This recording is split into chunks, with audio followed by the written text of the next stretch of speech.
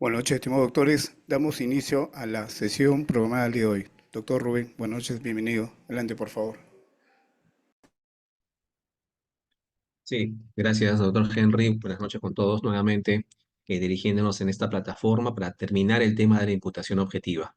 Rápidamente nos quedamos en la sesión del día lunes tocando que corresponde a la imputación objetiva. Hemos dicho que la imputación objetiva es un análisis, es un filtro que sirve para evaluar una conducta y un resultado producido. Hemos dicho que en la imputación objetiva lo que se hace es un análisis de qué conductas son riesgosas, típicamente relevantes, y si ese riesgo se ha producido o se ha desencadenado o se ha manifestado en un resultado lesivo.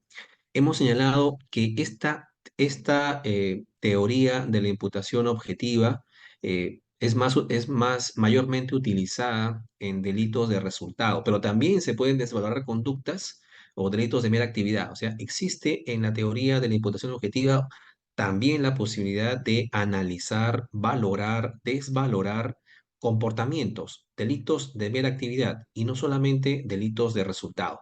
Pero inicialmente se pensó esta teoría para efectos de los delitos de resultado, porque desvaloraban no solamente la conducta, sino también el resultado en sí. Pero vamos a continuar con este segundo punto, es decir, considerando, aplicando la teoría de la imputación objetiva para delitos de resultado. Hemos dicho en la sesión anterior que tres son los pasos que se siguen para aplicar esta teoría de la imputación objetiva. Uno de ellos es, en primer lugar, utilizar la teoría del causalismo. Si tenemos el ejemplo de un sujeto que coge un arma y dispara contra otra persona, un ejemplo clásico y sencillo, doctores, una persona coge un arma y dispara contra otra persona, según términos causalistas, que el causalismo que entiende una conducta como un mero movimiento ontológico corporal regido por la ley del causa y efecto, para nadie podrá dudar de que hay un comportamiento causal. Hay una causa que ha originado una consecuencia en muerte, porque es evidente que el sujeto coge su arma y dispara. Entonces, hay una relación causal. Por ende, el primer paso para evaluar una imputación objetiva es cumplir ese filtro causal. En segundo lugar, hay que evaluar si tenemos una conducta riesgosa típicamente relevante. Ojo, conducta riesgosa típicamente relevante o riesgo típicamente relevante. Y para esto dijimos en la sesión anterior de que en primer lugar hay que advertir si esta conducta es riesgosa o previsible, y en segundo lugar si además de ser riesgosa es típicamente relevante. Para evaluar si una conducta es riesgosa, por ejemplo, disparar un arma hacia otra persona, habría que utilizar la teoría de la adecuación social. ¿Recuerdan ustedes, doctores? Teoría de la adecuación social para establecer si era previsible que esa conducta sea riesgosa para la persona que está recibiendo el disparo. Definitivamente lo es. Aplicando la teoría de la adecuación social, teoría todavía causalista, advertimos que una conducta es riesgosa, es peligrosa para bienes jurídicos. Seguidamente, utilizamos criterios de imputación objetiva para establecer si esa conducta riesgosa es típicamente relevante. ¿Y cuáles son esos criterios? El criterio del riesgo prohibido y riesgo permitido. Es decir, una conducta es riesgosa, típicamente relevante, cuando esa conducta está desvalorada por una norma jurídico-penal. Es decir, que esa conducta es relevante típicamente. El caso planteado, el ejemplo que se utiliza, que es bastante común, es el tema de la conducción en el tráfico rodado. Hemos señalado en la sesión anterior, doctores, que si una persona, un conductor, maneja su vehículo respetando las normas de tránsito, entonces está manejando dentro de lo que se conoce como un riesgo permitido. El manejar el tráfico rodado o tráfico viario es una conducta riesgosa, pero es una conducta riesgosa socialmente permitida, socialmente aceptada, siempre que se mantenga dentro de determinados márgenes. Por eso es que el tráfico rodado, el tráfico viario, tiene su normativa que permite a una persona desenvolverse dentro de ese ámbito, dentro de esa conducta riesgosa, sin ningún riesgo para bienes de terceros. Y si con su conducta riesgosa, dentro del marco de lo permitido, causa con su conducta lesiones a terceras personas, no responderá penalmente, porque se encuentra siempre dentro del marco de lo permitido en esa propia actividad riesgosa.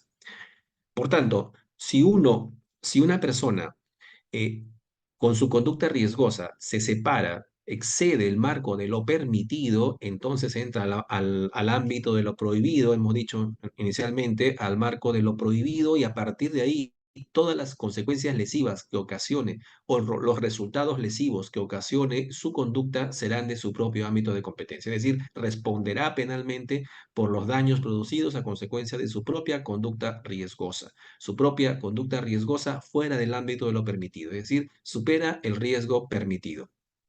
En el clásico ejemplo del conductor en el tráfico rodado, hemos señalado eh, si un conductor está manejando en estado de ebriedad, está superando el riesgo permitido, porque está dentro de lo permitido que uno maneje sin estar en estado de ebriedad, ¿no? Si manejas ebrio, estás incumpliendo con una norma del tráfico rodado y por tanto estás superando el límite de lo permitido. Si manejas a alta velocidad en una vía que no corresponde, también estás superando el marco de lo permitido.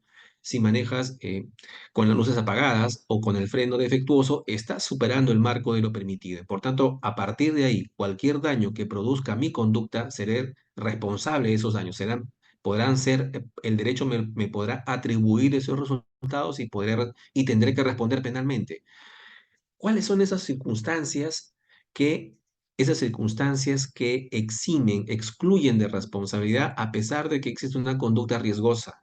Son riesgo permitido, disminución del riesgo, riesgo insignificante, principio de confianza, prohibición de regreso e imputación a la víctima. Estas instituciones excluyen la desaprobación de la conducta riesgosa. Es decir, ahí donde exista riesgo permitido, disminución de riesgo, entre otras, diremos que es una conducta riesgosa, pero no es típicamente relevante. Y por tanto, culmina el análisis de la imputación objetiva y ahí no hay delito. No hay delito a nivel de la tipicidad objetiva, inclusive. ¿Cuándo es que actuamos a pesar de que realicemos conductas riesgosas que pueden poner en peligro o causar lesiones a terceros? No responderé penalmente porque estoy dentro del marco de lo permitido. Cuando, por ejemplo, en actividades que la sociedad tolera por ser peligrosas pero adecuadas a la convivencia, y estas actividades, a pesar de que estén reguladas normativamente, yo me desenvuelvo dentro de esta actividad riesgosa, regulada normativamente dentro de lo que la propia actividad me permite. Es decir, como actividades riesgosas como el tráfico rodado, las actividades industriales, incluso la actividad médica.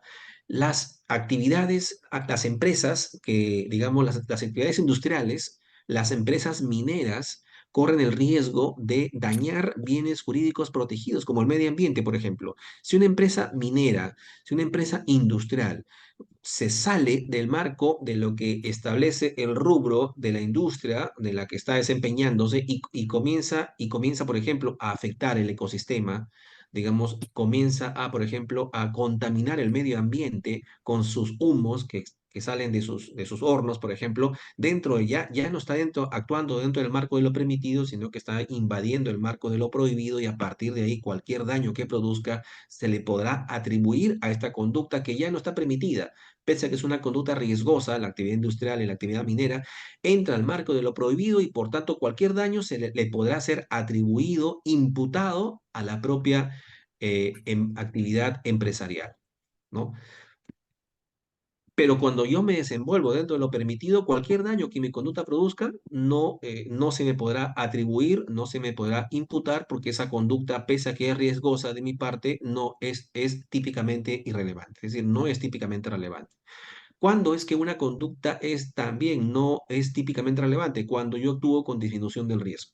Lo hemos señalado en la clase anterior, por ejemplo, en la clase anterior, cuando la gente obra de manera causal respecto de un resultado ocurrido, pero evitando a la vez la producción de un resultado mayor. Y el ejemplo clásico es el ejemplo de quien busca desviar un objeto pesado que cae en dirección a la cabeza del agraviado, pero yo lo desvío y le cae la pierna. ¿No? Hay una persona que está lanzando una piedra contra otra, le va a caer en la cabeza, le va a causar un daño grave, porque es en la cabeza, parte vital del cuerpo, y sin embargo yo intervengo para desviar ese curso y la piedra no le cae en la cabeza, sino le cae en el pie, termino lesionándolo, pero de una lesión menos grave que una lesión a la cabeza. Por tanto, ahí yo no responderé penalmente por delito de lesiones, no, no, no, porque yo estoy actuando con disminución del riesgo. Por tanto, ahí mi conducta riesgosa no es típicamente relevante. Otro supuesto en el que se excluye la relevancia típica de la conducta riesgosa es el riesgo insignificante. No son punibles las conductas que producen una insignificante afectación al bien jurídico, ¿no? Hay conexión entre la acción y el resultado, definitivamente que la hay, pero la lesión es de menor entidad, es ínfima, a tal punto que ya no es ni siquiera por necesidad de la pena cabría ahí investigar y continuar un proceso, incluso la pena ya carecería de necesidad en la aplicación. ¿Por qué? Porque la afectación al bien jurídico es insignificante, ¿no? Recuerden ustedes en la sesión anterior vimos el tema de los elementos del tipo objetivo. Clásicamente, según el finalismo, el tipo objetivo se estudiaba en función de sus elementos. Recuerden ustedes, incluso en los manuales actuales, para tratar un delito en concreto, los tratadistas empiezan por sujeto activo, sujeto pasivo, bien jurídico protegido, conducta punible, medios comisivos, agravantes, atenuantes, pena, etcétera, ¿verdad? Ese es más o menos el esquema que utilizan los tratadistas. Y es el esquema que anteriormente se utilizaba en el sistema finalista, ¿no? Pero actualmente con la imputación objetiva, el esquema es otro. El esquema es desvalorar la conducta y también el resultado, es decir, si ese resultado producido, que es lesión o puesta en peligro de bienes jurídicos, se le puede atribuir a una conducta previa, riesgosa y típicamente relevante. ¿Cuándo no se le puede atribuir? Cuando, a pesar de que exista conexión causal, a pesar de que exista conexión causal entre mi conducta y el resultado, la afectación al bien jurídico ha sido insignificante a tal punto que si bien es riesgosa, no tiene trascendencia. Por tanto, típicamente no será relevante. Y pusimos en la clase anterior el ejemplo del que sin derecho priva a otro de su libertad personal por breves minutos. Por ejemplo, quiero bajar en el paradero acá de la Universidad Católica o en el paradero de San Marcos en plena avenida universitaria. No me lo permite porque una persona está discutiendo con el chofer. O un pasajero discute con otro de tal suerte que yo pierdo el paradero y tengo que, digamos, desplazarme hacia el siguiente paradero para poder bajar del bus y dirigirme a mi destino, ¿no? Ahí ha habido una breve afectación de la libertad personal, libertad de locomoción, incluso por breves segundos. Sin embargo, esa afectación del bien jurídico es insignificante, a tal punto que, en términos normativos, no ha representado esa conducta de la persona que discutía con el conductor o de los dos pasajeros que estaban discutiendo en la puerta de bajada, en la salida del bus y que me impidieron bajar del bus, no es una conducta riesgosa típicamente relevante. Se descarta la tipicidad, la relevancia típica y por tanto ahí no respondería penalmente. Otro supuesto es el principio de confianza en actividades riesgosas. Ojo, siempre hablamos de actividades riesgosas. No cabe la imputación a la conducta del sujeto que obra confiado en que los demás que participan conjuntamente con él actuarán dentro del límite del riesgo permitido. Hemos puesto el ejemplo del médico cirujano que confía en que el material quirúrgico está limpiado, está esterilizado, confía en que el anestesiólogo suministre adecuadamente la anestesia, entre otros. Por ejemplo, en actividades industriales, el, la persona que empaqueta el producto a ser distribuido confía en que el producto esté bien elaborado. No se le puede atribuir, por ejemplo, la responsabilidad penal por lesiones a los consumidores al que empaquetó o al que distribuyó el producto, ¿no? Hay que ver cuál es digamos, quién es el responsable. Yo con que empaqueto un producto confío en que el producto es apto para el consumo en general. Y si yo distribuyo un producto, confío en que ese producto distribuido está bien empaquetado y el producto sea óptimo para el consumo humano, ¿no? En actividades riesgosas desarrolladas en conjunto por varias personas, es importante que quien actúa confíe en que la conducta de la otra persona también esté actuando dentro del marco de lo permitido, que esté administrando adecuadamente su organización, como se le menciona. Por tanto, ahí ya no responderé penalmente. Si yo soy cirujano y, por ejemplo, en plena operación se se produce una complicación por un inadecuado suministro de anestesia, yo no responderé penalmente por las lesiones o muerte del paciente. ¿Por qué? Porque eso correspondía no a mi ámbito de organización, sino al ámbito de organización mal administrado del anestesiólogo. ¿no? Yo no respondo penalmente, responderá el señor. Otro supuesto en el que se excluye una conducta riesgosa típicamente relevante es la prohibición de regreso. Y esto es bastante común, bastante utilizado. Es decir, la utilización de conductas inocuas, cotidianas, neutrales, socialmente aceptables, utilización, instrumentalización de estas conductas por el verdadero agente del delito, por el verdadero autor, ¿no? No cabe, por tanto, según esta teoría, atribuir responsabilidad penal a conductas que de modo estereotipado son inocuas, son inofensivas, son neutrales y que favorecen la realización del hecho delictivo cometido por un tercero. La posibilidad de impedir que la imputación penal retroceda a etapas anteriores a la conducta delictiva no es un planteamiento nuevo, ya se había debatido, por ejemplo, por eso el nombre de prohibición de regreso. Porque no se va a sancionar penalmente las conductas anteriores a la comisión del hecho. Se decía conductas que colaboraban, que participaban, coadyuvaban a la ejecución delictiva por parte de la gente. Por ejemplo, no será responsable quien venda el arma al sujeto. Si la venta es lícita, no será responsable penalmente el taxista que conduzca al ladrón a la casa que va a robar, por ejemplo, a hurtar. No será responsable penalmente el sujeto que le venda un lapicero al abogado que con el lapicero va a cometer un delito de fraude, por ejemplo, en la administración tributaria. No responderá penalmente la persona que le vende un lapicero a una persona que está falsificando un cheque en ese momento, ¿no? Estas conductas son conductas neutrales del taxista, del vendedor de cheques, del vendedor de lapiceros, ¿no? Son conductas neutrales, socialmente aceptadas y por tanto ahí no va a responder penalmente. Incluso la Corte Suprema ha señalado la conducta del abogado. El abogado que asesora a su patrocinado sobre las posibilidades de las distintas circunstancias en las que uno puede no pagar tributos de manera fraudulenta, entonces le explaya, le explica los procedimientos, lo que regula la ley y los defectos de la ley, es una asesoría, es una explicación, los paraísos fiscales que existen para poder uno depositar dinero y que difícilmente se sepa quién es el titular de las cuentas, es una conducta hasta cierto punto estereotipada, es una conducta inocua, cotidiana, es una conducta propia del rol de abogado. Pero ahí cuando el abogado se sale del rol, se sale de su rol y ya deja de ser abogado asesor, sino que en la realidad realiza conductas, por ejemplo, de lavado, con transferencias, él mismo transferencias, constantes transferencias de dinero en cuentas de una entidad bancaria a otra, él ya está participando, él ya no es un asesor, él ya está participando directamente en la conducta y a partir de ahí se sale del rol y ya respondería penalmente. Pero siempre que se mantenga un profesional dentro de su marco, dentro de su rol de profesional, no responde penalmente porque es una conducta inocua, cotidiana, neutral, de un profesional, independientemente de que otra persona use esta conducta para cometer un delito. Entonces, esa es la esencia de la prohibición de regreso, ¿no? Por ejemplo, Caro Jung plantea el caso de la pelea desencadenada dentro de una tienda. Uno de los sujetos involucrados en la pelea le pide al vendedor de la tienda que le venda un cuchillo y el vendedor le vende el cuchillo al contendiente con el cual causa lesiones a su contrincante, ¿no? Ese es un puesto clásico del profesor Carollón. La pregunta es, ¿responde penalmente al vendedor de cuchillo por el delito de lesiones a título de cómplice? No, no hay otra posibilidad. El profesor considera que no. No, porque él estaba desempeñándose en ese momento en su rol de vendedor de cuchillo.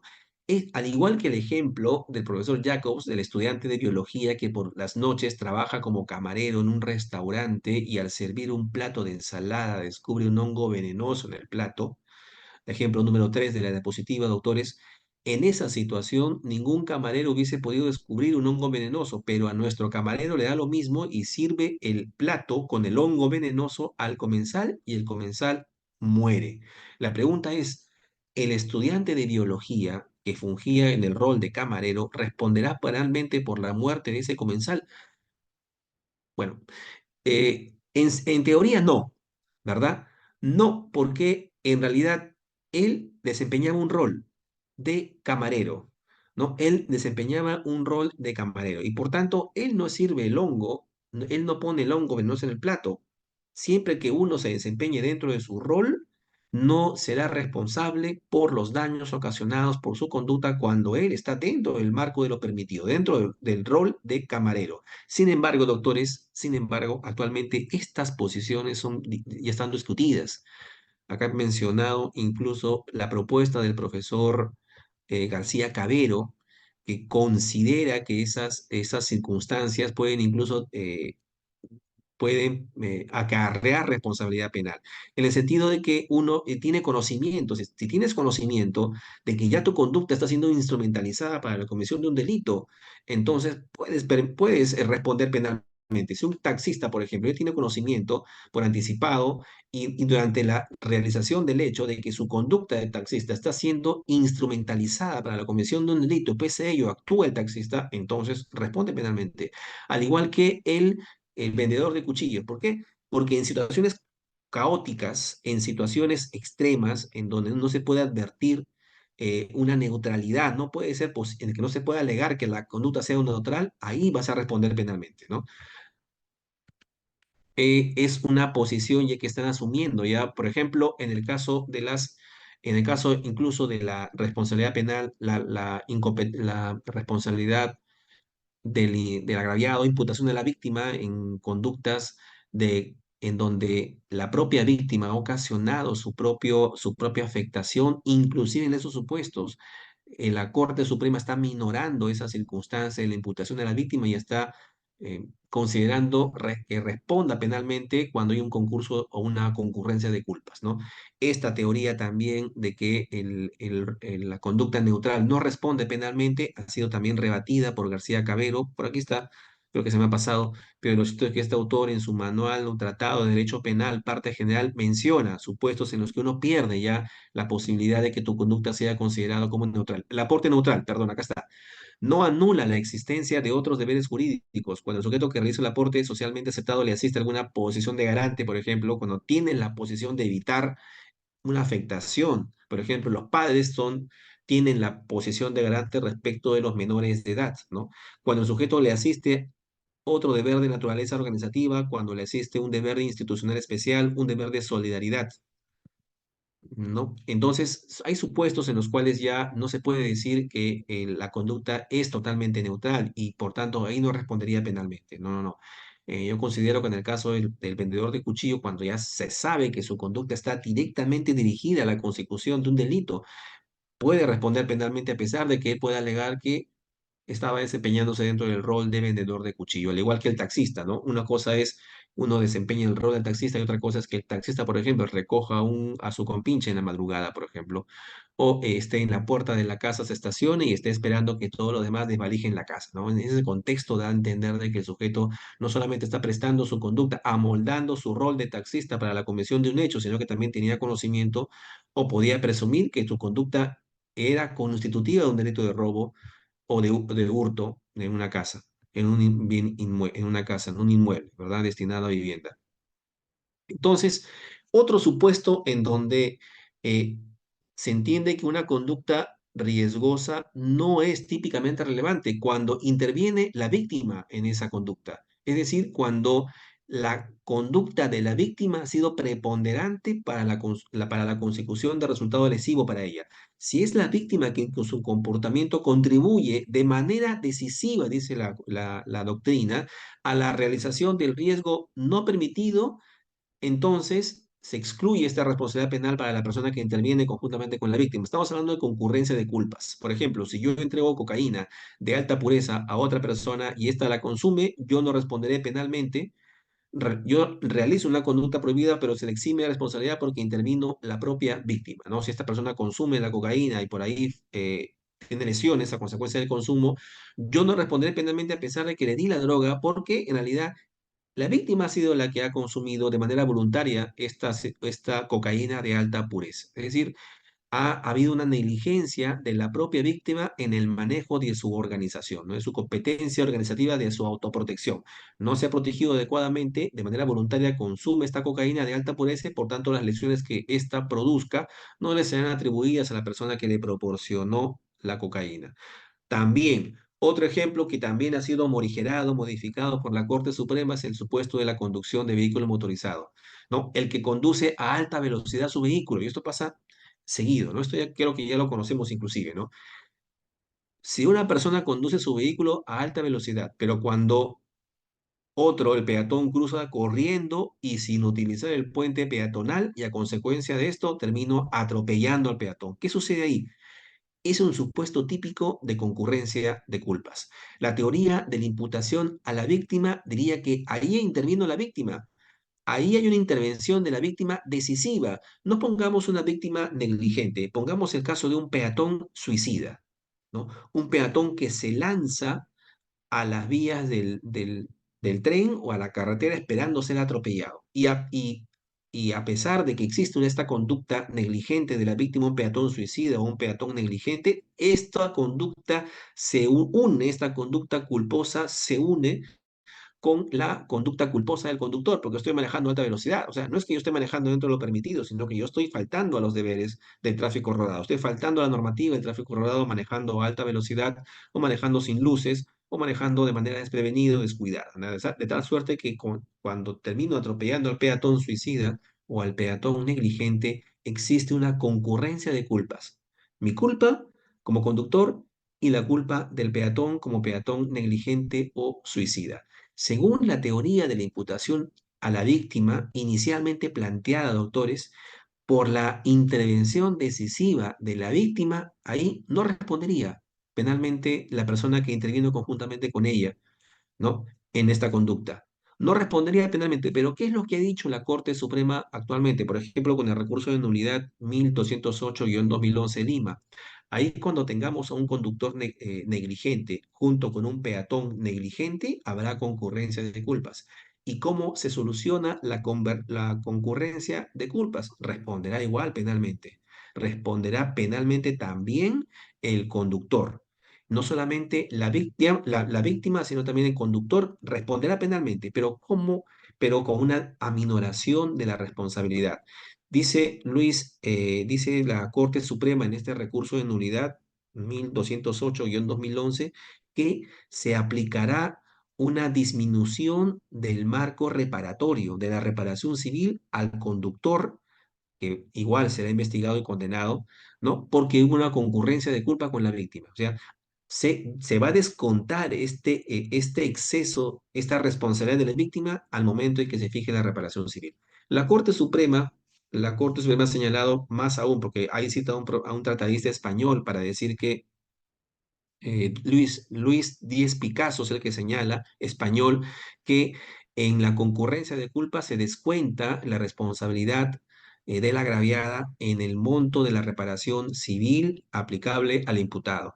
Pero la Corte Suprema ha ido más allá. Ha dicho que en una concurrencia de culpas se va a descontar, se va a minorar la responsabilidad penal, la responsabilidad civil, e incluso al momento en que se fije el fallo cuando existe concurrencia de culpas, ¿no? Esto funciona y esto así se está planteando actualmente, ¿no? Vamos a avanzar rápidamente en cuanto a la realización del riesgo en el resultado típico. Si tenemos una conducta riesgosa, doctores, o potencialmente riesgosa y típicamente relevante, es decir, que ha habido un riesgo prohibido, es decir, no se ha excluido la relevancia típica por el principio de confianza, no se ha excluido porque sea una conducta neutral, no se ha podido excluir por una disminución de riesgo, entonces diremos que tenemos una conducta típicamente relevante. Y a partir de ahí analizaremos.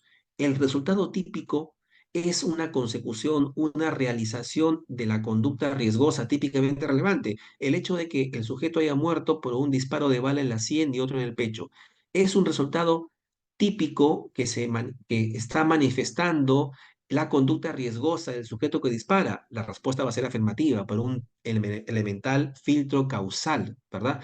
Pero para esto, para imputar un resultado, una conducta previa, riesgosa, típicamente relevante, hay que utilizar criterios jurídicos.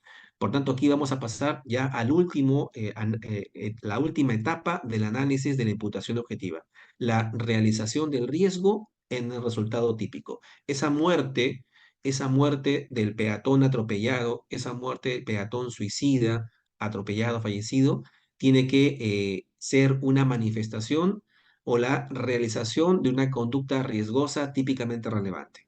En los delitos de resultado, una vez que la conducta es constitutiva de un riesgo típicamente desaprobado o típicamente relevante, deberemos aplicar criterios jurídicos para saber si el resultado producido es la materialización o concreción de dicho riesgo. Por mucho tiempo, doctores, se pensó que la vinculación entre acción y resultado era una relación causal, pero no. Vamos a utilizar a partir de acá criterios jurídicos. No basta una relación causal, porque incluso en la omisión impropia no se podría justificar un contexto, un nexo causal. En un delito de omisión no existe nexo causal, no se advierte una causalidad conducta-resultado, porque no hay conducta. En una omisión no hay conducta. Por eso es que debemos aplicar criterios jurídicos para vincular un resultado a una conducta previa. ¿Y cuáles son esos? Los criterios de la imputación objetiva. Teorías que dan respuesta al vínculo objetivo entre un comportamiento prohibido, diríamos una conducta riesgosa típicamente relevante, y un resultado lesivo son, en primer lugar, la teoría de la evitabilidad, ¿no? ¿Se podía evitar el resultado muerte con esa conducta, evitando esa conducta de disparar? Sí.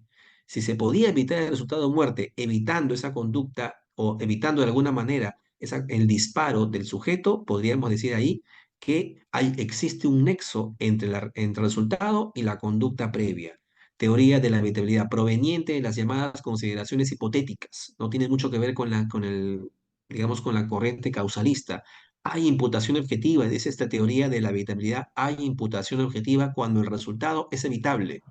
Ergo, se excluye, no habrá imputación objetiva si el resultado es inevitable, incluso con un comportamiento alternativo conforme a derecho, ¿no? Una manifestación fue la teoría de la probabilidad rayana en la certeza del famoso caso pelos de cabra. Este caso pelos de cabra es un típico caso alemán, doctores, que explica muy bien la teoría de la evitabilidad para atribuir un resultado a una conducta riesgosa previa. Se le imputó, en el caso alemán, a un empleador las muertes de sus trabajadores. Este empleador, al distribuir unos pinceles, un material que utilizaban sus trabajadores con pelos de cabra sin desinfectar.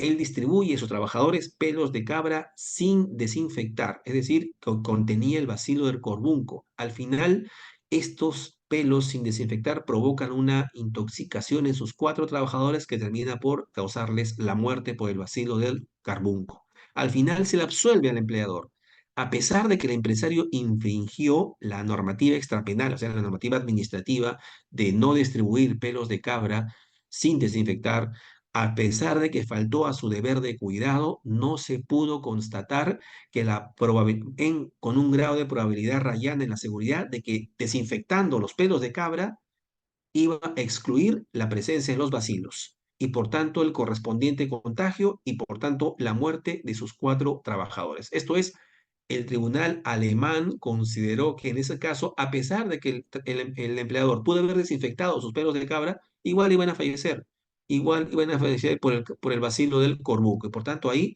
responderá, no existe imputación objetiva y por tanto se excluye responsabilidad. Un momento, por favor.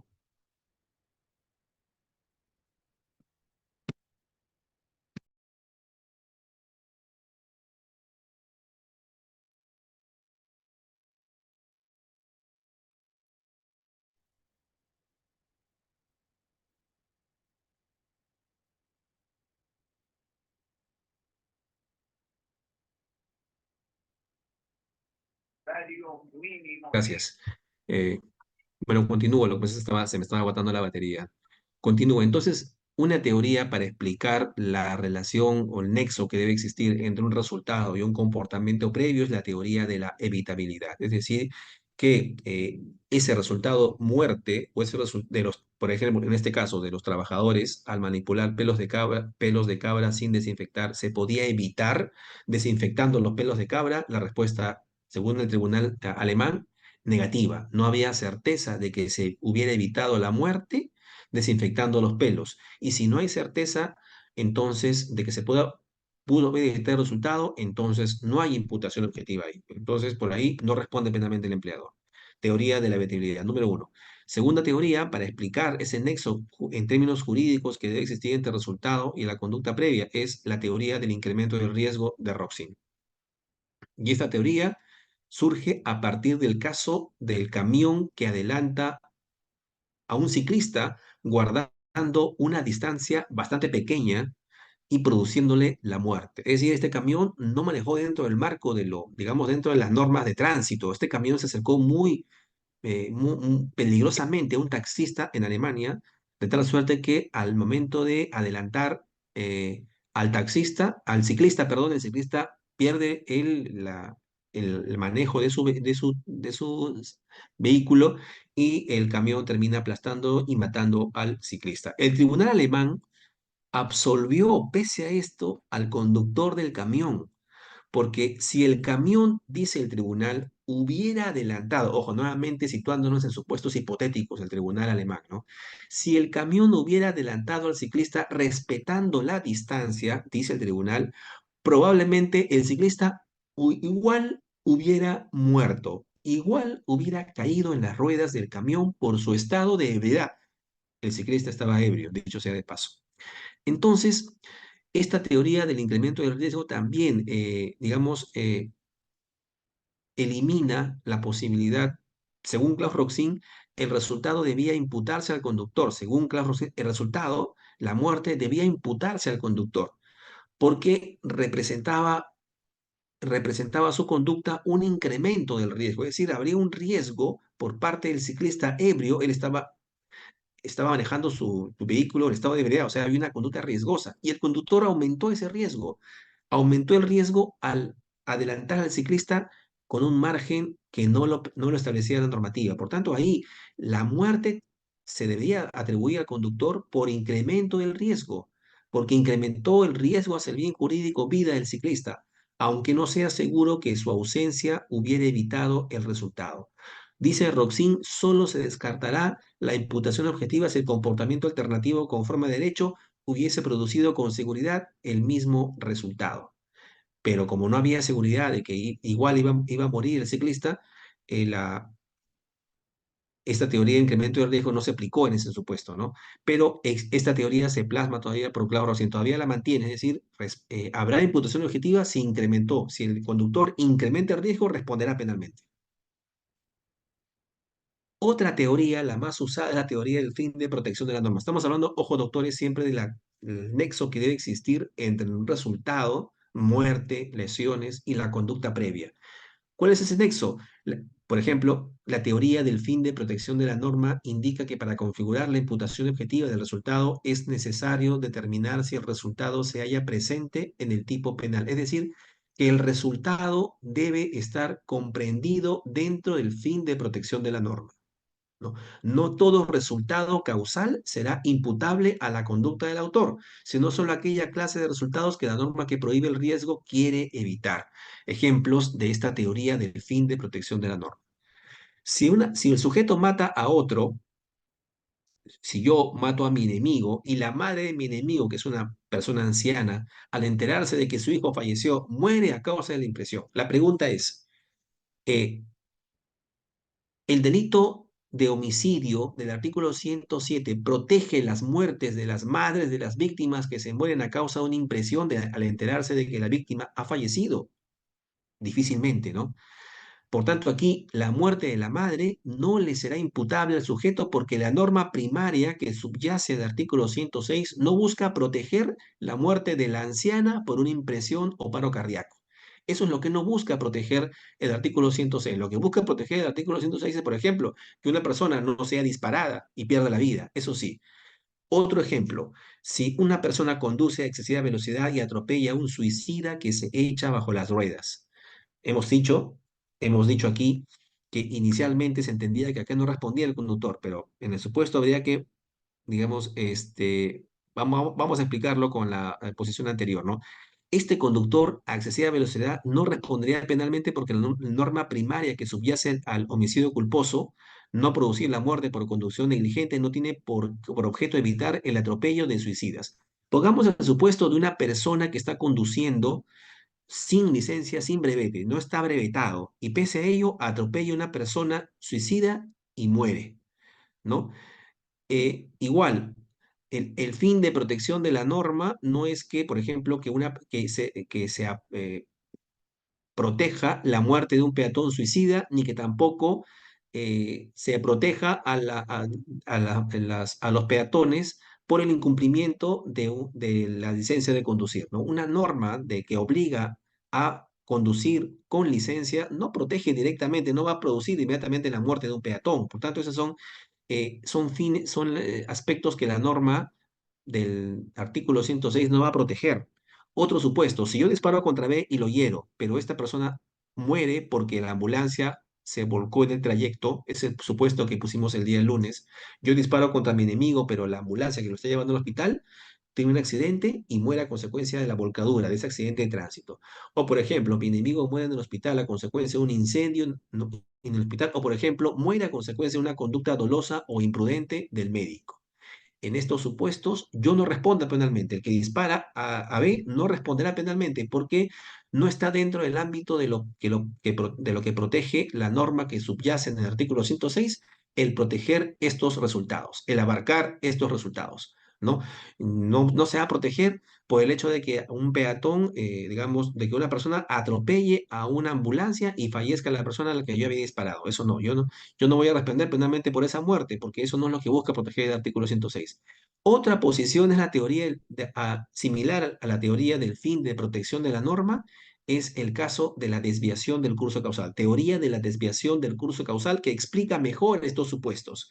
El resultado se produjo por un curso causal anómalo o una desviación de los mismos por la aparición de otros riesgos no previsibles, producto de la naturaleza o por un tercero, por dolo o imprudencia, incluso por la actuación imprudente de la víctima. Por ejemplo, si yo estoy manejando mi vehículo, atropello a una víctima, por ejemplo, que se lanza al vacío, también podría explicar digamos, podría resolver ese caso no desde la teoría de la imputación a la víctima, sino más que todo por un curso causal imprevisible. No sabía que la víctima se iba a lanzar.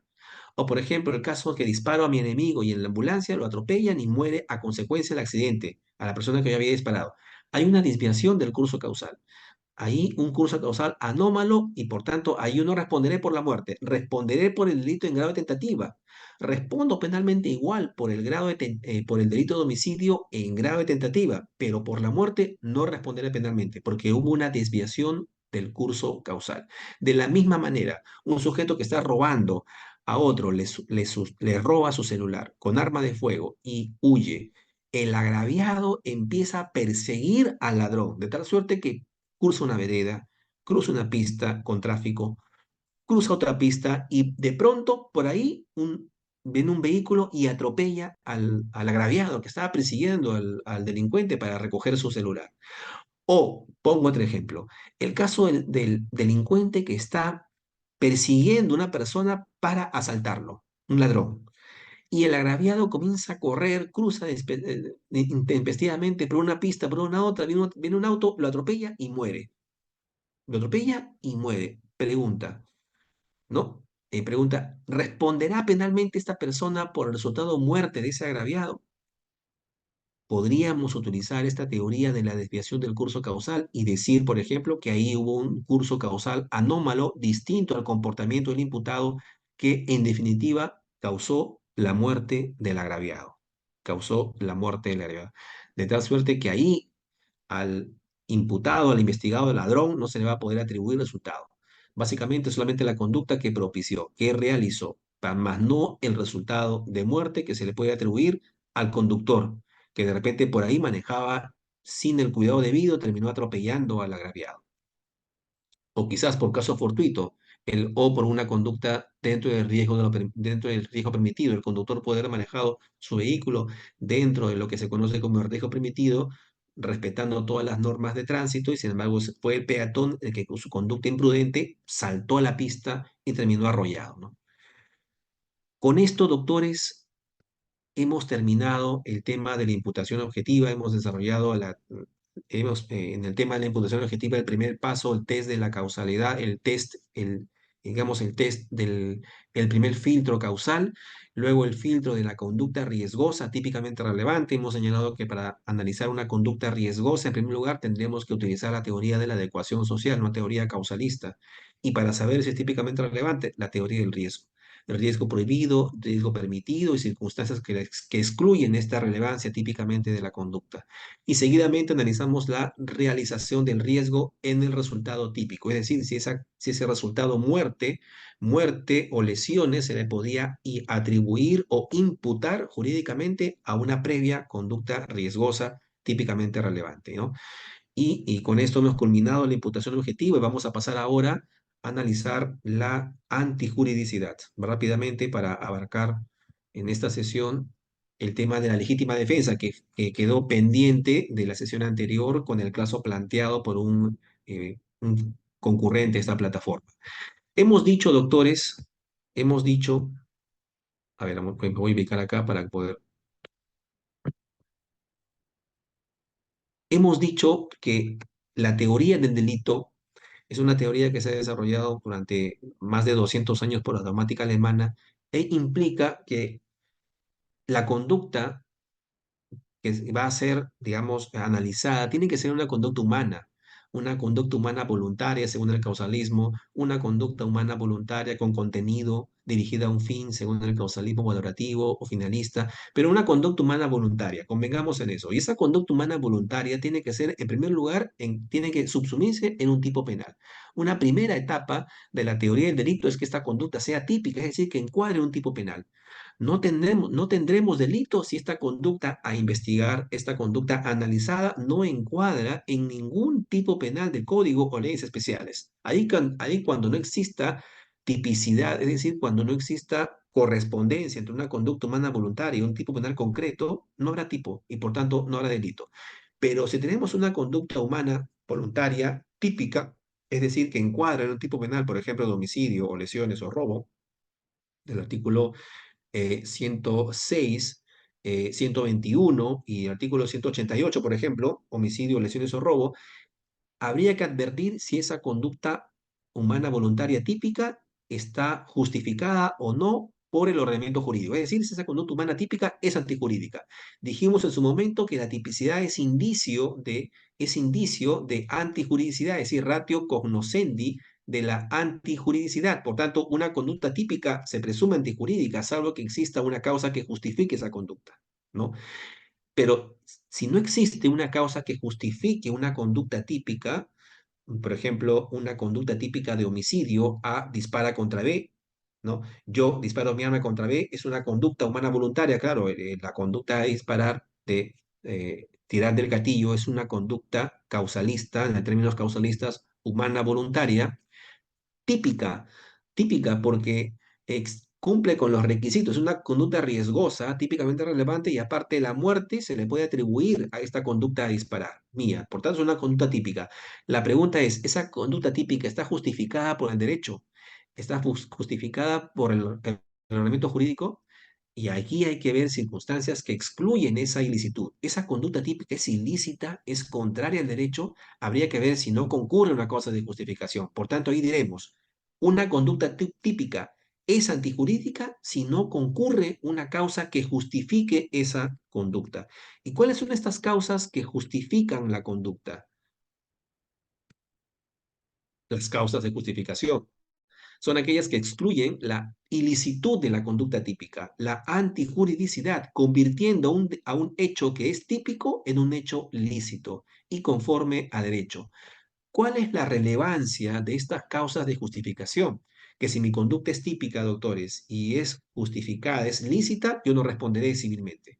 No solamente respondo, no responderé penalmente, por tanto, porque no hay delito, sino que yo no respondo civilmente. Yo no tendría la obligación de indemnizar a a esta presunta víctima, por ejemplo, porque mi conducta es lícita, arreglada a derecho. Por ejemplo, cuando yo disparé mi arma contra mi enemigo porque estaba ejerciendo legítima defensa. Si esta persona me quería matar, yo cogí mi arma y disparé primero para justamente defenderme. Esta legítima defensa es una causa que justifica una conducta típica y por tanto hace que la conducta típica sea conforme a derecho, lícita. De la misma manera, una causa de justificación es el estado de necesidad justificante, por ejemplo, donde prima la ponderación. Y pusimos el caso, el ejemplo de la sesión anterior, de que yo estoy siendo perseguido por una persona, un sicario que me quiere asesinar. Un sicario con cuchillo o un sicario con un arma de fuego. Me está persiguiendo, me va a matar, me va a ultimar.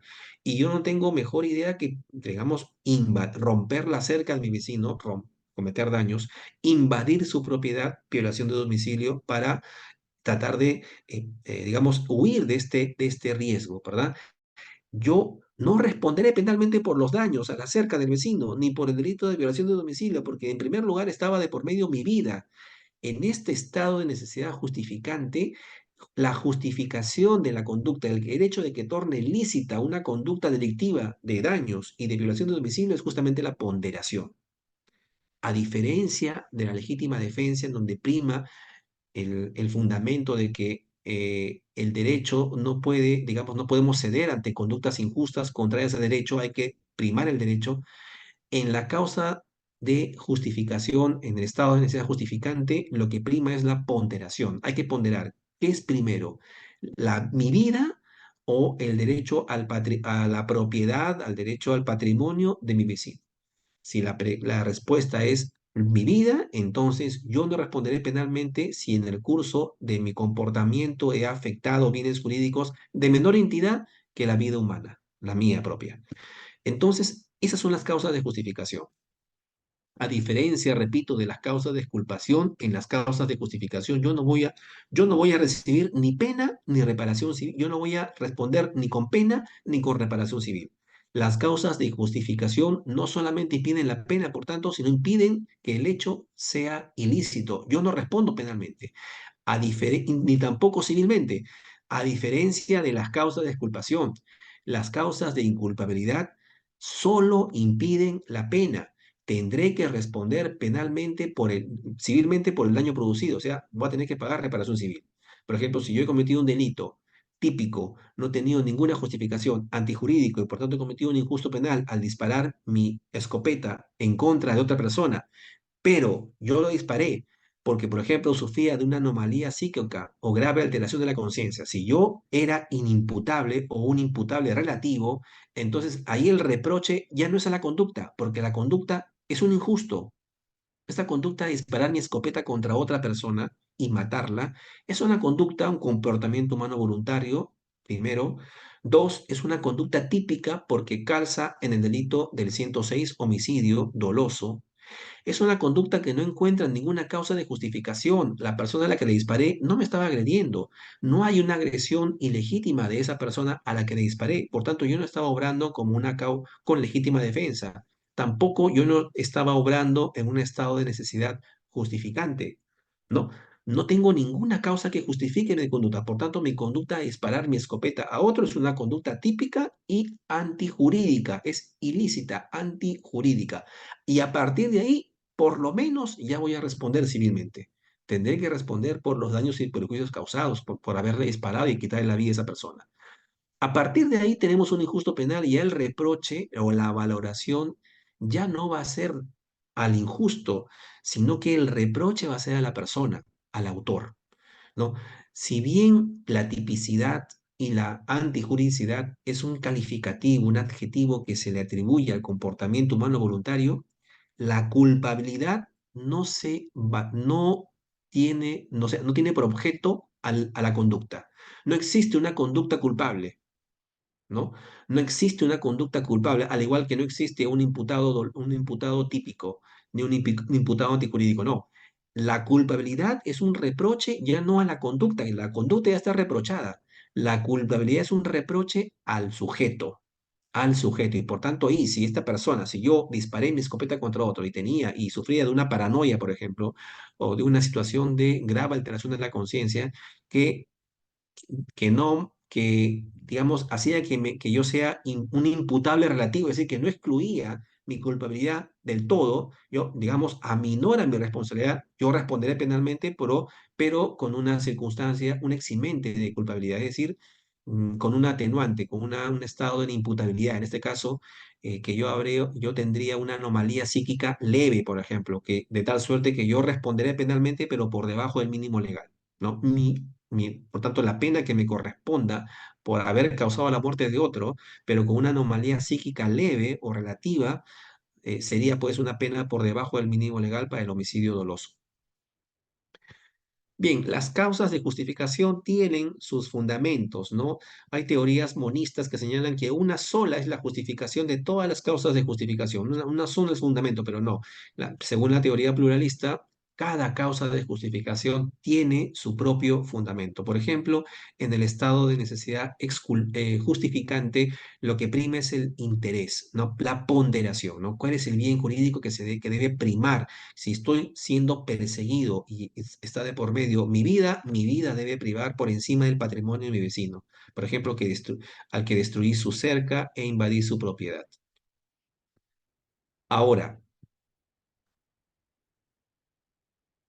una justificación incompleta o parcial. Hemos dicho que el artículo 20 del Código Penal trae consigo una serie de circunstancias que no solamente se estudian a nivel de la antijuricidad, sino el artículo 20 es un cajón desastre, porque regula supuestos en los que excluye una conducta humana voluntaria, por ejemplo, la fuerza física irresistible.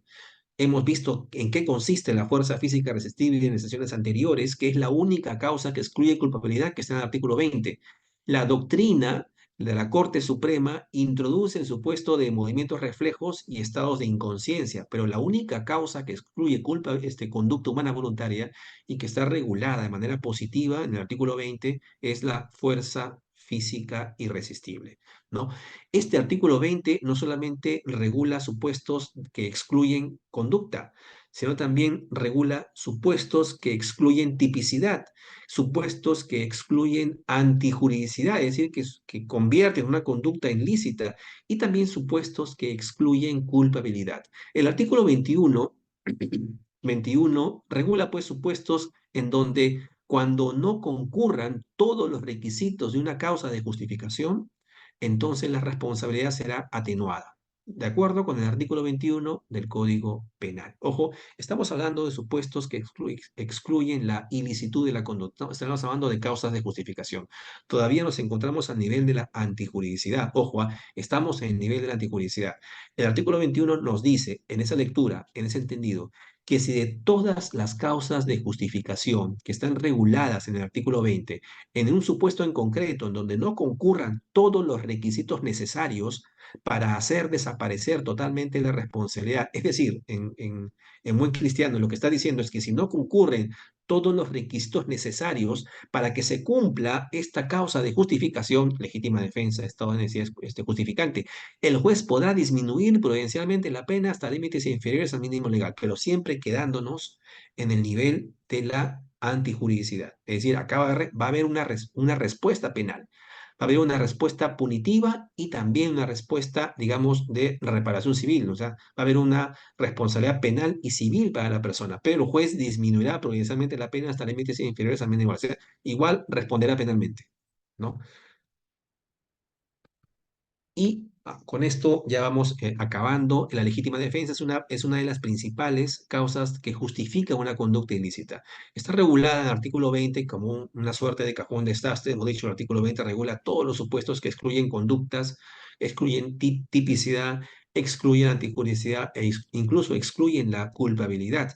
El artículo 20, inciso 3, regula la legítima defensa. ¿Qué se entiende por legítima defensa? El que obra en defensa de bienes jurídicos propios o de terceros siempre que concurran las siguientes circunstancias. Estos son los presupuestos de la legítima defensa.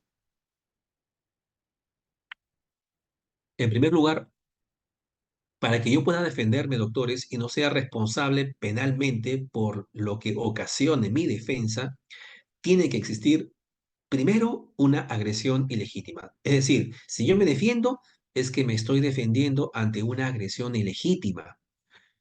Si no hay agresión, no hay legítima defensa. Yo puedo responder penalmente. Segundo presupuesto, si estoy ante una agresión ilegítima, por ejemplo, alguien me está atacando con un cuchillo, con un arma, o me está asaltando, me está imprimiendo violencia para despojarme de mis pertenencias, es una típica agresión ilegítima. El segundo presupuesto es la necesidad racional del medio empleado para impedirla o repelerla. Dice el código, se excluye para la valoración del medio empleado criterios de proporcionalidad de medios, considerándose en su lugar otras circunstancias como la intensidad o peligrosidad de la agresión, por ejemplo, la forma de proceder del agresor y los medios de que se disponga para la defensa. Hace mucho, el criterio de la proporcionalidad estaba hace mucho tiempo regulado en el artículo 20, inciso 3, ¿no? De tal suerte que, por ejemplo, no se cumplía, o sea, no se calificaba como legítima defensa aquel que se defendía con un arma contra una agresión propiciada, por ejemplo, con un palo o un cuchillo, ¿no?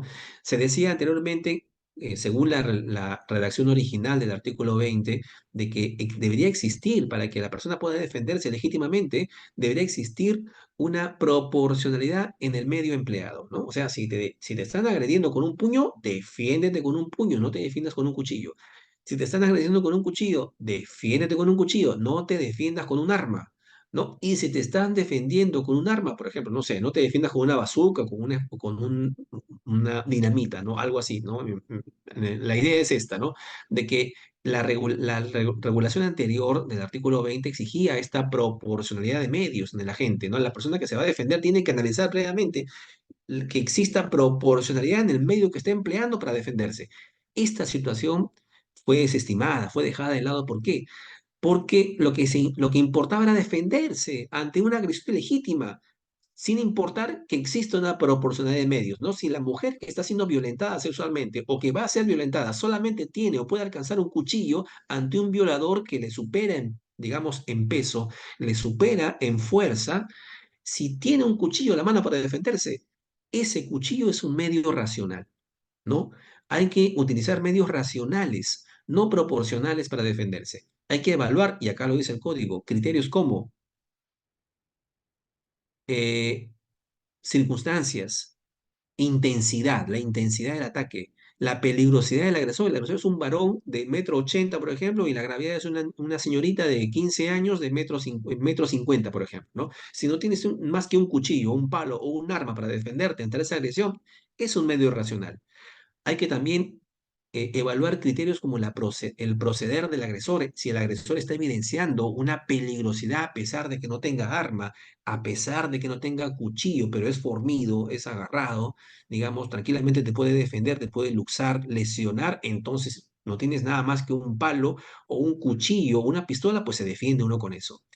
Y también hay que analizar los medios de que disponga la víctima para su defensa. En el caso de la mujer, solamente encontraba un cuchillo para defenderse o un arma de fuego contra su agresor. Si no tenía otro medio más que ese para defenderse, ahí se cumple, porque es un medio racional, la necesidad racional del medio, es un medio racional para defenderte. Y el tercer presupuesto, si se cumplen estos dos primeros, el tercer presupuesto es la falta de provocación suficiente. Por ejemplo, si yo me estoy defendiendo de una persona que me quiere matar a puños y yo me estoy defendiendo con un cuchillo porque el tipo es más alto y más agarrado que yo, por ejemplo, o es un cachatcanista, es un boxeador profesional o lo que sea, ¿no? Si yo solamente tengo para defenderme, no solamente mis puños, sino un cuchillo para defenderme de manera racional, atendiendo a esa desproporción, pues me defiendo con el cuchillo. Pero el tercer requisito es que yo no lo haya provocado de manera suficiente. Si yo he propiciado esa circunstancia de legítima defensa para yo poder agredir a mi enemigo, no es el agresor, sino yo fui el que propicié esas circunstancias, o en todo caso, yo provoqué de manera suficiente a esa persona para que esa persona me agreda. No se cumple la legítima defensa. No se cumple la legítima defensa. Por tanto, ahí yo responderé penalmente por las lesiones que produzca, ¿no? Esos son los requisitos de la legítima defensa, ¿no? Es una defensa necesaria que realiza la propia víctima. Cuando lo realiza la propia víctima para defenderse ella misma es legítima defensa propia, pero cuando lo realizo para defender a un tercero, legítima defensa impropia, ante una agresión ilegítima no provocada de manera suficiente. ¿Cuál es el fundamento de la legítima defensa? No es la proporcionalidad, no. La proporcionalidad es el fundamento del estado de necesidad justificante. ¿no? La proporcionalidad de bienes jurídicos, ¿no? La vida prima por sobre el patrimonio, por ejemplo, ¿no?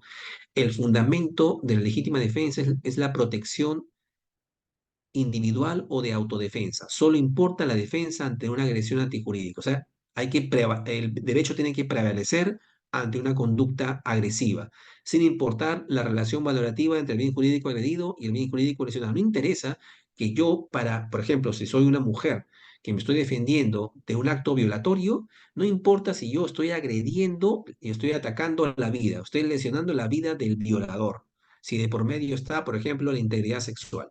Porque alguien podría decir ahí, la vida del agresor está por encima de la integridad sexual de la mujer. No, no es así. Acá no hay ponderación.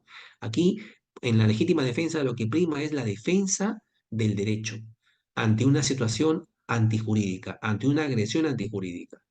Y el segundo fundamento es el principio del mantenimiento del orden jurídico. Esto es lo más importante, el mantenimiento del derecho.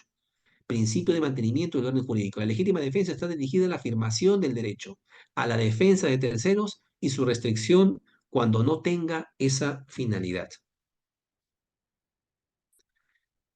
El sujeto que se defiende de una agresión ilegítima, un asalto, no solo protege, por tanto, su propio patrimonio como aspecto individual, ¿no?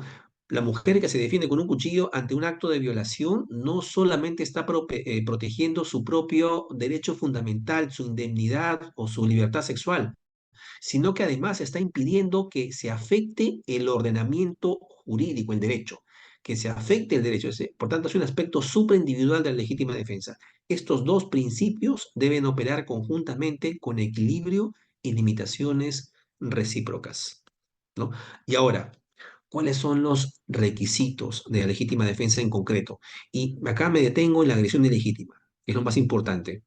Esta agresión ilegítima tiene que tener cuatro supuestos. Y esto de cara al caso planteado, al caso español que tenemos que resolver entre hoy y mañana.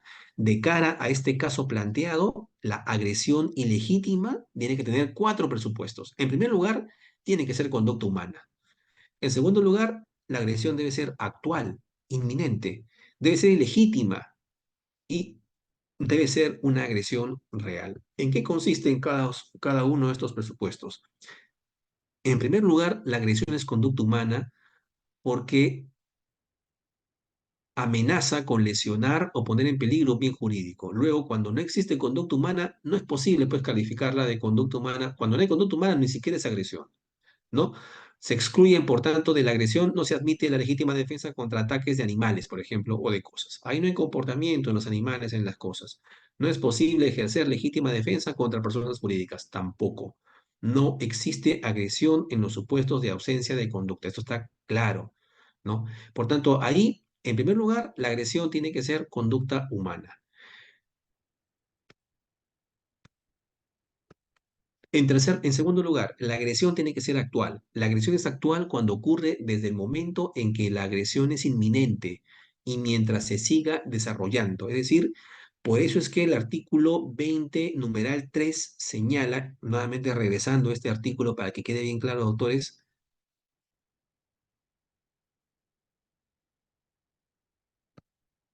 acá está, acá está. Para impedir o repeler la agresión, dice acá, para impedir o repeler la agresión del artículo 20, inciso, acá está. El artículo 20, inciso B, el segundo presupuesto señala la necesidad racional del medio empleado para legítima defensa, para impedirla o repelerla. Para impedirla, cuando es inminente, todavía no se ha iniciado la agresión, o para repelerla, es decir, cuando la agresión está ejecutándose la agresión. Entonces, ese es el requisito de la agresión que tiene que ser una agresión, hemos dicho, actual. Debe ser actual. Luego, el agredido puede defenderse antes de que la agresión se llegue a consumar. Por supuesto que sí, de modo análogo al comienzo de la tentativa. La agresión desaparece cuando el delito, la agresión ilegítima, está consumada o agotada. Es decir, no existe legítima defensa cuando yo me defiendo cuando ya no existe agresión. Yo debo defenderme antes, momentos antes de la agresión, es decir, para impedirla, dice, antes, momentos antes o mientras está produciendo la agresión. Pero cuando ya el tipo se llevó mis cosas, llevó mi billetera y está caminando, retirándose de lo más campante, por ejemplo, yo no puedo pretender defenderme en legítima defensa buscando un arma y disparándole por la espalda, por ejemplo. Esa ya no es legítima defensa. Por lo menos ahí no se cumple con el requisito de la agresión actual. Esa no es una agresión legítima y legítima actual, porque ya cesó la agresión.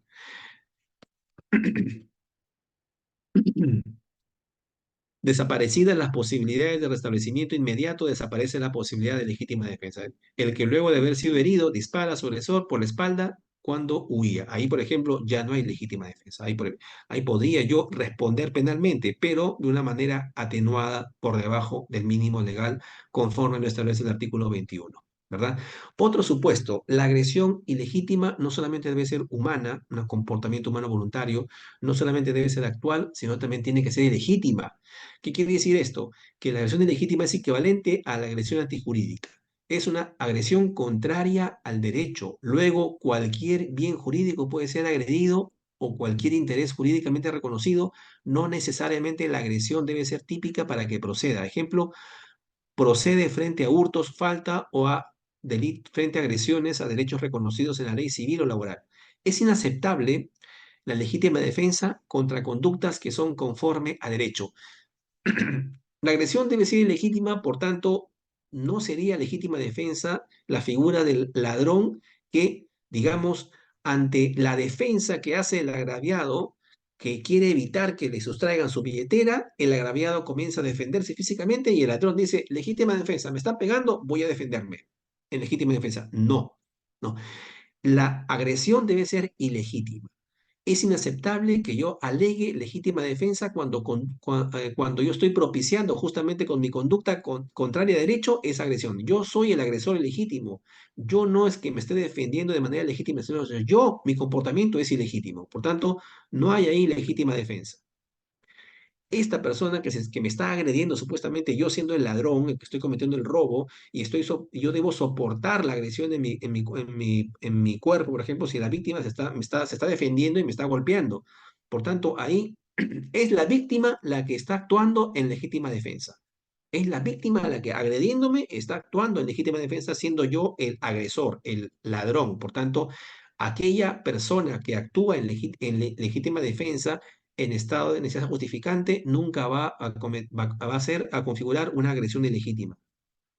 No se acepta la protección de bienes jurídicos superindividuales para aplicar legítima defensa. Yo no puedo agredir a alguien sobre pretexto de proteger el medio ambiente o proteger el clima o algún bien, digamos, superindividual, salvo que la protección del bien jurídico individual redunde en la protección del, digamos, del bien jurídico superindividual, ¿no? Salvo esos supuestos, pero por lo demás, yo no puedo utilizar legítima defensa para proteger bienes jurídicos colectivos o supraindividuales. Y el cuarto requisito de la agresión ilegítima de parte de ser humana, es una conducta humana voluntaria, ser real, ser ilegítima, tiene que ser real. Acá está. No es suficiente que el que se defiende imagine la agresión.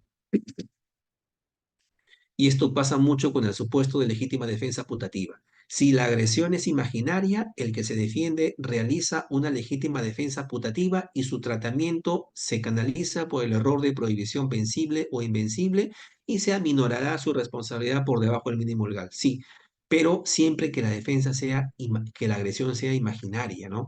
Si la agresión no es real, no hay legítima defensa. ¿No? ¿Y cómo se resuelve? Yo disparé mi arma pensando que esta persona se me estaba acercando en plena manifestación para atacarme, pero yo simplemente lo imaginé. Yo disparé contra esta persona, la maté y esta persona nunca iba a acercarse a mí para agredirme. Es un típico caso de legítima defensa putativa. Yo imaginé esa agresión. O sea, es una agresión, una legítima defensa putativa porque la agresión era imaginaria, no era real, era imaginaria. ¿Cómo se resuelve? La doctrina ha señalado que esto se resuelve analizando el error de prohibición, ¿no? O sea, el error de prohibición vencible o invencible de acuerdo a las circunstancias. Por ejemplo, si yo pude salir de ese error, porque el error siempre es una distorsión de la realidad. Yo no estoy entendiendo la realidad como, tal cual es. Por tanto, yo entendí mal la realidad. Por tanto, he cometido error. Yo al disparar incurrí en error y por tanto, si es vencible, de, se atenuará la pena por debajo del mínimo legal y si es invencible, estoy exento de responsabilidad penal. En el caso de legítima defensa putativa. Bueno, la necesidad racional del medio empleado, ya lo hemos señalado, no existe el criterio de la proporcionalidad en el medio, sino el criterio de la racionalidad, advirtiendo en primer lugar las circunstancias del ataque, la peligrosidad del sujeto, los medios de que dispongo en ese momento para advertir que en realidad el medio es necesario racionalmente para poder defenderme. Mi conducta de defensa tiene que estar dirigida a rechazar la agresión, tiene que ser adecuada y tiene que ser idónea. Por ejemplo, si tengo un arma para defenderme de una agresión de hurto, lo más prudente es que yo haga un disparo al aire, por ejemplo, para amedrentar a esta persona que está ingresando a mi casa para defender mi casa, por ejemplo, ¿no? Amedrentarlo con un disparo al aire, por lo menos con un disparo al piso o a las piernas para defenderme, ¿no? Tiene que ser una defensa idónea y adecuada, no hay que cometer excesos, sino responderé penalmente. Hay que tener racionalidad en la defensa. La exigencia de la racionalidad de la defensa permite excluir conductas aparentemente defensivas, pero que son abusivas, grotescas. Por ejemplo, alguien se está inmiscuyendo en mi casa y está sustrayendo un florero o una billetera por la ventana, metiendo su manito y sacándola, ¿no? Yo me doy cuenta y de repente, si puedo atraparla sin utilizar un cuchillo o un arma, lo hago. Si puedo utilizar mi arma y disparar por lo menos al aire para que sea disuasivo antes de que coja la billetera, por ejemplo. Y si ya tiene cogida la billetera y estoy yendo, por ejemplo, un disparo al piso o a las piernas, pero no abusar en esa defensa. La defensa tiene que ser racional, dependiendo del caso en concreto, ¿no? ¿Por qué? Porque si no, responderé penalmente por los excesos. Yo puedo, en legítima defensa, puedo cometer un exceso extensivo o un exceso intensivo. El exceso extensivo es aquel exceso en la duración, por ejemplo, de una defensa necesaria. ¿No? El exceso extensivo, si yo me, digamos, defiendo más allá de lo necesario, es decir, supuestamente yo tengo que defenderme ante una agresión ilegítima, pero si me estoy defendiendo más allá de la agresión, cuando la agresión ya cesó, si ya cesó la agresión, entonces yo responderé penalmente. El exceso extensivo en el tiempo excluye la legítima defensa y por tanto yo responderé penalmente. En cambio, el exceso intensivo, es decir, la intensidad de la defensa, el exceso de la intensidad de la defensa eh, acarrea una eximente incompleta, es decir, responderé penalmente, pero con una responsabilidad aminorada, atenuada de conformidad con el artículo 21 del Código Penal, es decir, por debajo del mínimo legal. Sin embargo, ambos, exceso extensivo e intensivo, si bien en la práctica es difícil distinguirlos o diferenciarlos, lo cierto es que el exceso siempre es perjudicial. El exceso siempre acarrea responsabilidad penal. Y si es extensivo, responsabilidad penal sin ningún tipo de atenuante. Y si es un exceso intensivo, entonces yo responderé penalmente, pero, pero con una responsabilidad atenuada. Y finalmente, la falta de provocación suficiente. Yo no debo haber provocado esa agresión ilegítima. El sujeto que se defiende no debe haber provocado de manera suficiente la agresión. Por ejemplo, el que insultó de manera grave a otro. Y alguien, si yo insulto de manera grave a otro, no puedo luego alegar legítima defensa si el agredido levemente, si fui agredido levemente a quien yo insulté, por ejemplo. La provocación es una acción u omisión anterior a la agresión. No es necesario que la provocación esté dirigida a desencadenar la respuesta agresiva. Hay una tendencia doctrinar a eliminar este requisito, doctores. ¿Por qué? Porque se entiende que es redundante, ¿no? Ya que la provocación suficiente es ya una agresión ilegítima. Sin embargo, está regulado, no está tratado del todo, la doctrina no toca mucho este requisito de la falta de provocación suficiente. Lo cierto es que yo puedo provocar a una persona que luego termina agrediéndome y yo puedo utilizar la legítima defensa para defenderme. Pero lo cierto es que el legislador señala que esa provocación no debe ser suficiente. Tiene que ser una provocación menor, porque si yo lo provoco de manera leve, termina, digamos, esa persona se sulfura, por ejemplo, y empieza a agredirme. Esa sí es una agresión ilegítima y por tanto yo ahí podré podré defenderme legítimamente, ¿no? La cuestión es una cuestión, simplemente es una cuestión de intensidad, ¿no? La provocación no puede ser tan intensa como para que pueda excluir mi legítima defensa. Y con esto vamos a culminar en este momento para poder pasar al caso y ya dejando el estado de necesidad el día de mañana, quería solamente tocar, de dar estos breves minutos para tocar el tema de la casuística planteada por el colega. A ver, lo tengo por acá. Permíteme, por favor, un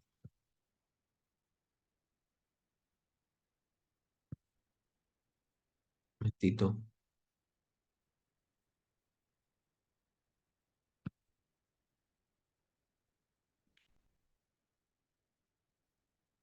A ver, no lo puedo presentar en pantalla, pero lo cierto es que en el caso, voy a mencionar acá, voy a visualizarlo aquí. En el caso planteado por el colega sobre un caso de España, en donde se trataba de legítima defensa, el supuesto es básicamente el siguiente. En el año 2021, un sujeto, una persona ya de avanzada edad, en sus 70 años, de noche sale de su vivienda porque escucha unos ruidos o creo que advierte que un, eh, un sistema de riego estaba destrozado. ¿No? Entonces, esta persona de 77 años con una paranoia, ojo, probado que tenía paranoia, sale y advierte que su sistema de riego estaba destrozado. ¿No? Entonces, lo que hace inmediatamente es porque dice que el día anterior ya había visto una persona que se había entrado a su finca, inmediatamente regresa a su vivienda, coge su escopeta, la carga y se dirige hacia un bulto que era una persona que estaba agachada en un almacén, creo que estaba entrando a su finca. Una persona estaba agachada. Entonces esta persona se acerca, esta persona de avanzada edad con su escopeta y a 5 o 10 o 9 metros de distancia, me parece, efectúa un disparo. Un disparo que es mortal al tórax de la persona. Luego hace un segundo disparo cuando esta persona se voltea, porque el primer disparo fue tan intenso que hace que esta persona se voltea, haga un giro, y el segundo disparo de escopeta le cae en la parte de la espalda, creo, me parece, y termina matándolo. Y luego esta persona regresa a su vivienda para recargar su escopeta, para efectuar luego, regresando, un tercer disparo. Pero ya la persona había fallecido, con los primeros dos disparos ya había fallecido, porque eran disparos mortales. Esta persona, la que había disparado, era un extranjero, creo que era nicaragüense, hondureño, no me acuerdo, que tenía antecedentes, ojo, policiales, tenía antecedentes penales, pero que estaba agachado en la entrada de la finca de la persona, y esta persona termina disparándole. Luego la persona, cuando se ve que ya había disparado por tercera vez y estaba inerme, muerto, lo que hace esta persona es dirigirse al teléfono y avisar, dar parte a la autoridad policial. A la policía dio parte de que una persona le había disparado a una persona que estaba dentro de su finca, a que había encontrado dentro de su finca. Y ese fue el contexto. Además, el hecho se plantea, o sea, y la sentencia señala en un primer momento de que esta persona, la que había recibido los disparos, esta persona extranjera, tenía, tenía un instrumento, creo, una sierra eléctrica, creo que lo tenía, y que era Una una sierra motosierra. eléctrica creo que le pertenecía al agraviado. Entonces, el caso está planteado así y cómo falla la corte, la audiencia provincial, ¿no? El jurado en España respecto a este caso que es muy reciente, en el año 2021. Bueno, fatalmente no puedo visualizar la sentencia en mi computadora, pero más o menos ese es el caso, ¿no? ¿Y cómo falla el tribunal del jurado español? En primer lugar, descarta que ese contexto pueda ser calificado como un contexto de legítima defensa. No sé si ustedes han podido leer la sentencia. Me dice el doctor Henry Ventura que lo ha divulgado, ha socializado este caso para que ustedes lo puedan revisar y si han tenido tiempo de revisarlo, que es lo que sería importante, eh, la, lo primero que se debatió es, ¿existe en este supuesto planteado una legítima defensa esta persona que sale con su escopeta a efectuar tres disparos, dos disparos letales, ¿ah? El primero hacia una persona que estaba agachada a 5 o 9 metros o 10 metros de distancia, dentro, me parece que en la entrada de su finca, ¿no? En un almacén en la entrada de su finca. Hace un disparo, hace un segundo disparo, la mata, regresa, carga la escopeta, hace un tercer disparo y luego llama a la policía indicando que ya había disparado a una persona. Estamos ante un supuesto de legítima defensa, un supuesto de legítima defensa y luego también se pregunta el tribunal del jurado español si operaría un estado de necesidad exculpante, como es el miedo insuperable, ¿no? No, no, perdón, un estado de inexigibilidad de una conducta, como es el miedo insuperable. Recuerden ustedes que el miedo insuperable es una circunstancia que excluye la exigibilidad de una conducta conforme a derecho en casos de miedo insuperable y de estado de necesidad exculpante, que son los dos supuestos que excluyen la posibilidad de que el ordenamiento jurídico le pueda exigir a un sujeto que actúe conforme a derecho. No es el tercer supuesto de la culpabilidad, lo veremos el día de mañana, pero lo cierto es que al nivel de la culpabilidad, un supuesto que excluye la culpabilidad o un presupuesto de esta es el miedo insuperable. Una persona que actúa con miedo insuperable es una persona que comete un injusto penal y por tanto va a responder civilmente. Responderá por los daños y perjuicios, pero penalmente no, porque actuó con miedo insuperable, justamente, ¿no? Miedo insuperable es el supuesto en el que, por ejemplo, yo como gerente de un banco tengo que sustraer dinero, caudales del banco en donde yo trabajo para salvar la vida de mi familia que está secuestrada y amenazada de muerte, por ejemplo, por una banda que me indica que si no sustraigo el dinero del banco en el que yo trabajo, mi familia muere, por ejemplo. Estoy actuando definitivamente que mi conducta al sustraer el dinero es una conducta humana voluntaria típica antijurídica, es un injusto penal, pero no responderé penal, no soy culpable, no soy culpable porque he obrado con un miedo insuperable. De la misma forma en la que yo, por ejemplo, firmo o falsifico un cheque con una pistola en la cabeza, por ejemplo, una pistola, estoy amenazado de muerte, o es que falsifico la firma en este cheque o es que yo muero, por ejemplo. En ese caso, no me van a, en ese caso, mi conducta es típica, antijurídica, pero no será culpable porque he obrado con un miedo insuperable, ¿no? Supuestos de miedo insuperable son esos en donde uno no puede, el derecho no puede exigirle a alguien que actúe conforme a derecho en esas circunstancias, ¿no? La pregunta es, ¿operó el miedo insuperable en este caso que le estoy planteando? Que les estoy planteando, bueno, y otro supuesto en el que se analizó el Tribunal del Jurado español, ¿no? En este caso, la audiencia provincial. En este caso en particular, esta persona sufría de anomalía psíquica, ¿no? Leve, una anomalía psíquica que no llegaba al nivel de eliminar por completo su conducta, su reproche, su culpabilidad, ¿no? Pero tenía una paranoia. Ojo, una paranoia que no le impedía comprender el carácter delictivo, ajustarse a esta comprensión. Creo que en algún momento señala que no le impedía que actúe con dolo, ¿no? Lo cierto es que esta paranoia fue analizada como un supuesto de inimputabilidad y por tanto como una aminoración de responsabilidad. No fue una eximente completa, sino fue una eximente incompleta. Es decir, hay una aminoración de la responsabilidad penal por debajo del mínimo legal a partir del, si aplicamos el Código Penal peruano, el artículo 21 del Código Penal peruano. Lo más importante aquí es la legítima defensa.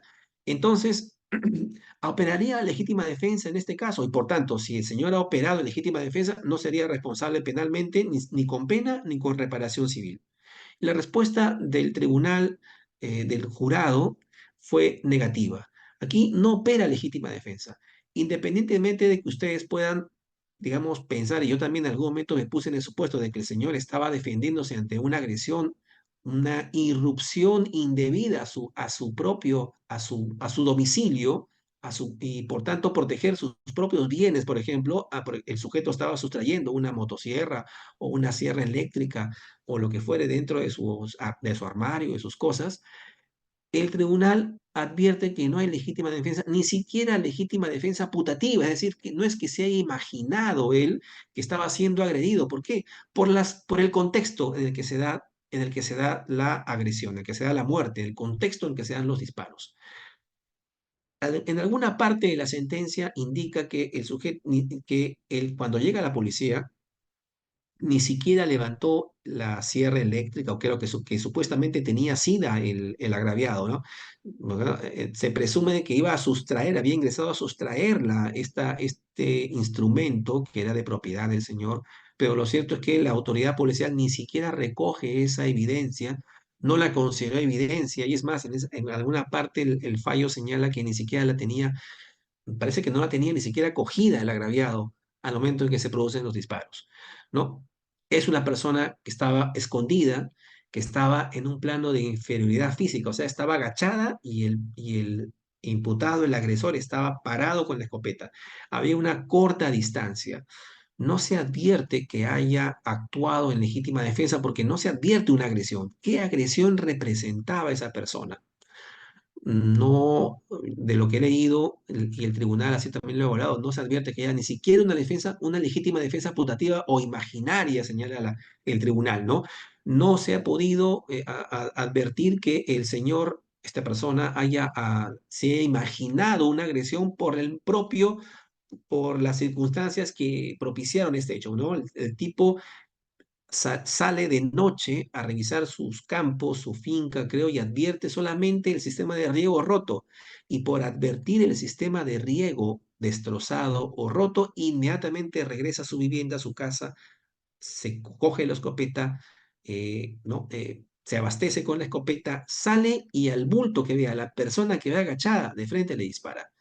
Le dispara de frente y le dispara de espalda, o sea, hubo dos disparos. Y sabía que estaba disparando a una persona, porque por más que diga que es un bulto escondidas, había corta distancia entre él y el sujeto que está disparando, ¿no? Entonces, por tanto, ahí no se entiende en qué consistió la agresión, de qué manera iba a agredir esta persona al dueño de la finca, al sujeto que está defendiendo. Y además, por tanto, se descarta legítima defensa, ni siquiera putativa, ¿no? Pero sí se van al tema de la culpabilidad, inimputabilidad. El sujeto no era imputable, era inimputable. Había una causa que excluía su imputabilidad, es decir, anomalía psíquica, ¿no? Sufría de paranoia y habían pericias que acreditaban eso. Incluso la forma de expresarse, la declaración que él brindó una declaración pormenorizada de cómo es que termina disparando. Sin querer, dice, no preveía eso, pero al final se llegó a probar de que él había cometido el homicidio con dolo eventual, por ejemplo, ¿no? Y además habían psicólogos y psiquiatras que incluso llegaron a emitir pericias para acreditar que tenía sufrido de paranoia, que no excluía su imputabilidad del todo, ¿no? Todavía tenía cierta.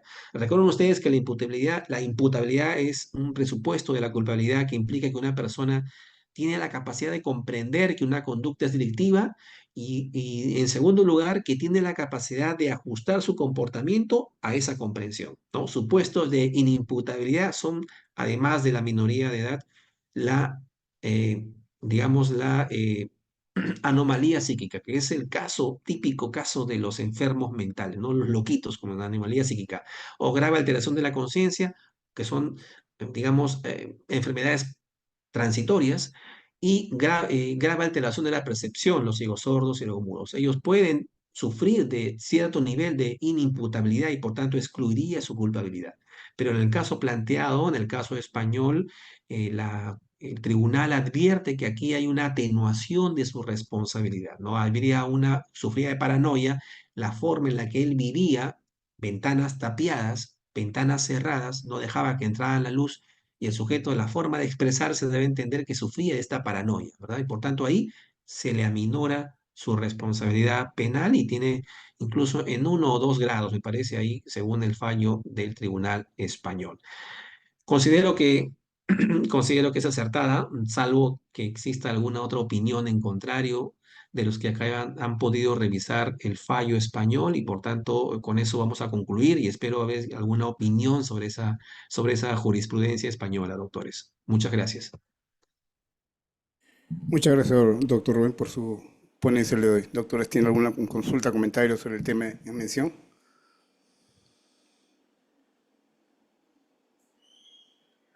Doctor Rubén, no hay este comentario pronto, entonces daremos por culminada la sesión de hoy. Buenas noches.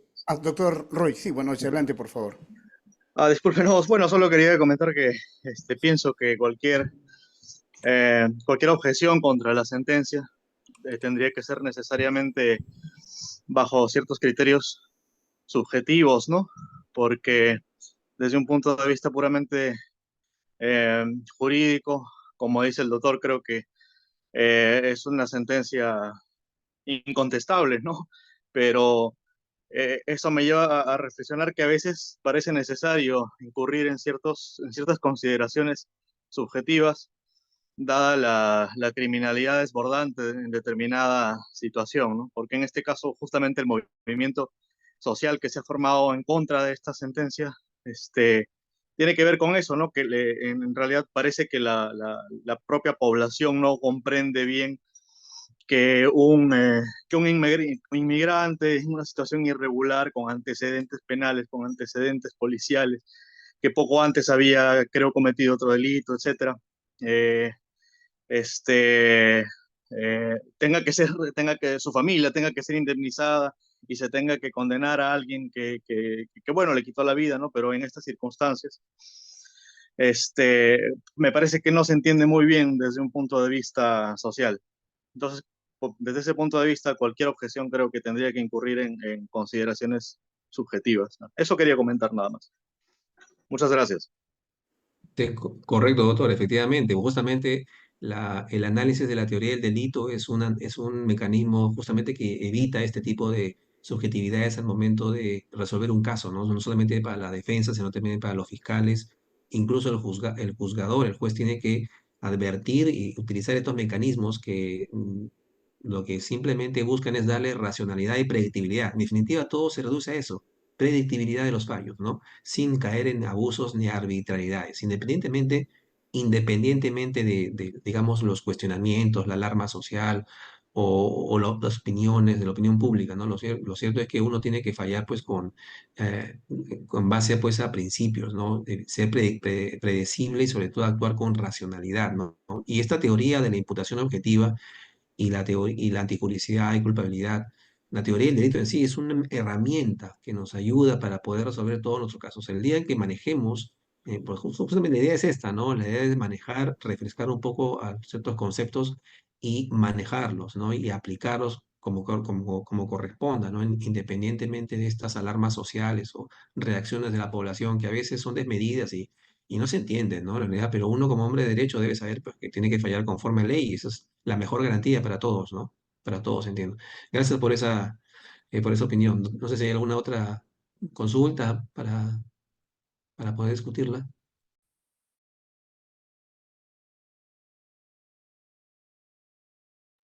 Bueno, me parece que ya.